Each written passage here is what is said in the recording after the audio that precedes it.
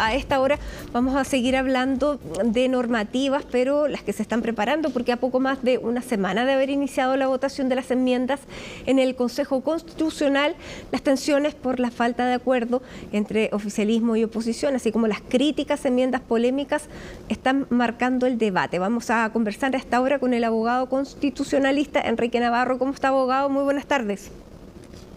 ¿Cómo está, Matilde? Muy buenas tardes. Bien, le quiero preguntar en general para irnos ya especificando, digamos, adentrando específicamente en lo que se está aprobando. ¿Cómo está viendo usted el proceso?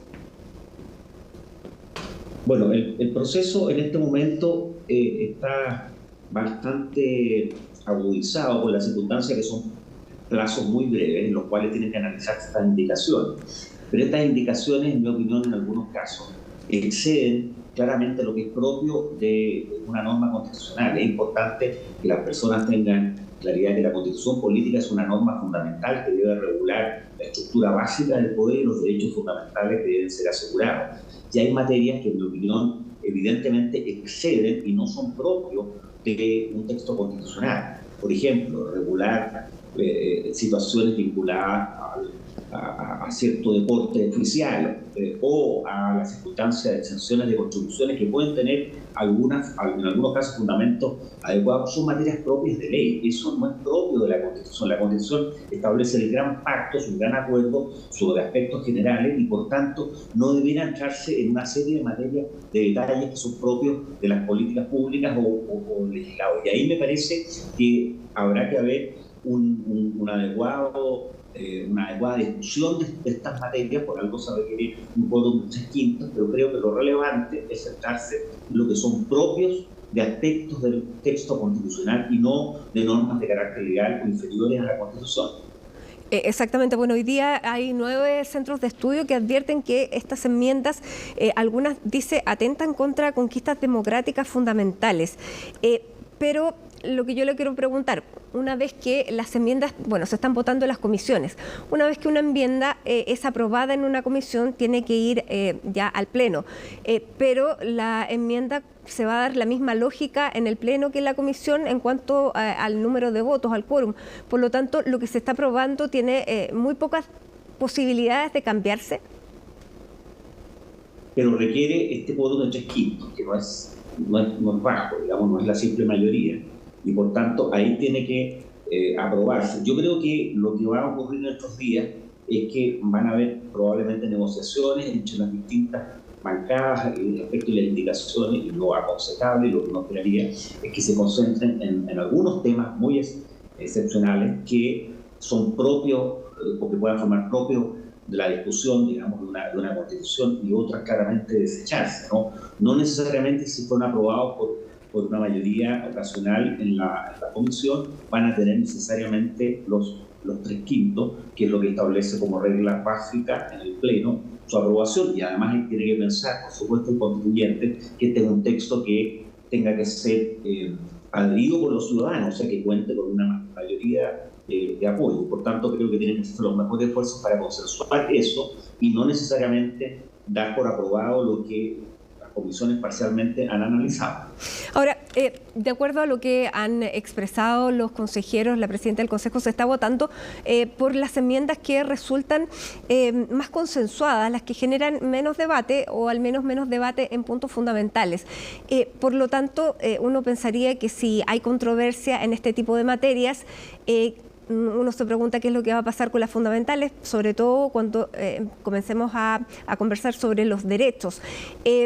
Puede ser una estrategia también para negociar lo aprobado acá a cambio de lo que se apruebe en las normas más fundamentales. ¿Puede ser una estrategia de negociación finalmente? Podría ser una estrategia para después centrarse en lo que sea más relevante, más adecuado, y por tanto se está actuando, como se dice en Chile, con el tiempo pasado, digamos, para tratar de buscar un acuerdo en lo que es esencial. Pero creo que estamos en los días más claves en estos días, porque obviamente tiene que concentrarse en aspectos que generen consenso. Reitero, primero, la Constitución es una norma de carácter general, establece los grandes acuerdos y no debe regular temas de detalle que son propios de materia de ley o inferiores incluso a la ley. De acuerdo a lo que hemos visto también, ¿cómo ve usted la mano de los partidos que tienen mayoría? Porque, ¿qué es lo que se ha aprobado hasta ahora? Por ejemplo, la concesión de bienes nacionales de uso público como los bordes costeros, los bordes de río, esa es una. También la posibilidad de concesionar hidrocarburos. También, bueno, aquí tengo muchísimos ejemplos de lo que ya tenemos, bueno, el tema de las contribuciones. ¿Qué es lo que usted está viendo en esto? ¿Está viendo la ideología de un partido? ¿Cuál es la constitución que pareciera estarse escribiendo? Bueno, yo creo que la Constitución tiene que ser, como lo dice su nombre, un acuerdo en común de los ciudadanos y que debe, por tanto, reflejar las mayorías, pero también debe respetar a las minorías. De hecho, las constituciones surgen precisamente como un mecanismo de defensa de las personas para evitar los abusos que la autoridad o en particular pueda ejecutar. Y, por tanto, es precisamente esa experiencia la que ha vivido el derecho constitucional moderno debe tenerse en consideración para que ese texto refleje diversidades. Probablemente hay algunas de las indicaciones que obedecen a problemas reales que han sido planteados por los ciudadanos y los consejeros constitucionales han recogido estas que en algunos casos han surgido como iniciativas populares. Pero yo creo que en el trabajo que ahora se realice a nivel general tiene que ponderarse adecuadamente cuáles realmente son propias de un texto constitucional y cuáles no debieran estar necesariamente incluidas. Como le digo, hay diversas materias que se han planteado, o sea, la circunstancia que una propiedad esté exenta de contribuciones, que se justifica y que además está regulado en algunos casos por disposiciones legales y reglamentarias cuando se trata de personas que tienen una determinada edad, digamos, y se encuentran en una situación concreta, digamos, de afectación de sus ingresos. Eso evidentemente que puede ser plausible, es una materia propia de la ley, no debería ser una materia propia de la norma constitucional. Pero probablemente los ciudadanos han manifestado eso junto con otras disposiciones como preocupantes y necesarias para un texto, digamos, que tenga el apoyo ciudadano. Y me parece que así como en su momento se planteó la crítica el año pasado respecto del anteproyecto que se preparó por regular una serie de materias que excedían lo propio de una constitución, en este caso no se puede tampoco ir al otro extremo y asegurar, regular aspectos propios de leyes o que son de normativas completamente de inferior jerarquía. Por ejemplo, se está proponiendo modificar el sistema notarial o los sistemas judiciales, la Contraloría. Claro, bueno, hay varias de esas cosas pueden ser plausibles, pero son propias de una manera de ley, no corresponde a la Constitución regular el procedimiento civil, el procedimiento contencioso administrativo o la modernización que eventualmente pueda tener ciertas instituciones. Todo eso excede, en mi opinión, claramente lo que es propio de la Constitución. Y por eso que creo que en su momento van a tener que ser negociadas, conversadas en los próximos días para que los distintos sectores pesen y sopesen qué es lo que realmente es relevante y qué es lo que debiera estar o no en el texto constitucional y qué es lo que, por otra parte, excede lo propio de la Constitución. Abogado, una norma, una disposición constitucional puede condicionar a la legislación vigente, a contravenir la legislación vigente. Y le pongo un caso, por ejemplo, se plantea la expulsión inmediata de migrantes que entren en situación irregular.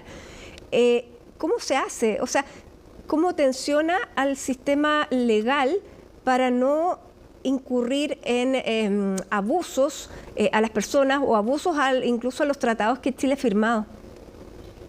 Bueno, evidentemente la Constitución es una norma de aplicación directa e inmediata. Entonces, en la medida que yo aseguro y garantizo que la Constitución determinados temas, eso se pueden aplicar inmediatamente en los tribunales de justicia. Es una conquista básica del siglo XXI, digamos, propio del constitucionalismo moderno.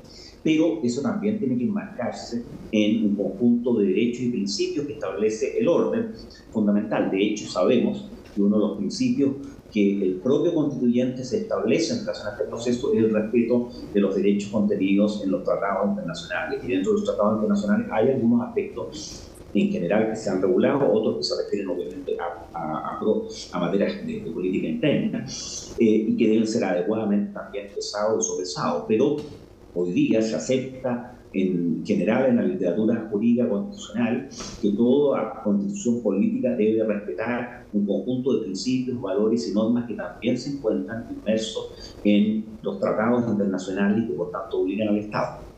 El papel aguanta muchas cosas, por eso le pregunto, si se dispone la expulsión inmediata de migrantes que entran en situación irregular, con lo que tenemos, ¿cómo se puede hacer? Una norma como esa que claramente excedería lo que es propio del texto de una norma constitucional, pero si estableciera una norma como esa, tendría que establecerse también a nivel legislativo cuál es el debido proceso que regula esa materia. La ley de migración establece precisamente ese proceso e incluso prevé un contencioso ante la Corte de Apelaciones y que el propio Tribunal Constitucional señaló que debía existir una revisión por parte de la Corte Suprema. Por tanto, esa medida puede aplicarse, pero es sin perjuicio de la regla general que establece todo Estado de Derecho, de poder estudiar, revisar esa medida por los tribunales de justicia. Abogado, usted, después de lo que estamos conversando, bueno, queda todavía bastante, todavía tiene que votar el Pleno, tiene que volver a la comisión de expertos, ahí viene también el trabajo de los árbitros. ¿Cuál es la tarea que usted está viendo en la comisión de expertos, los árbitros, en la redacción del texto definitivo?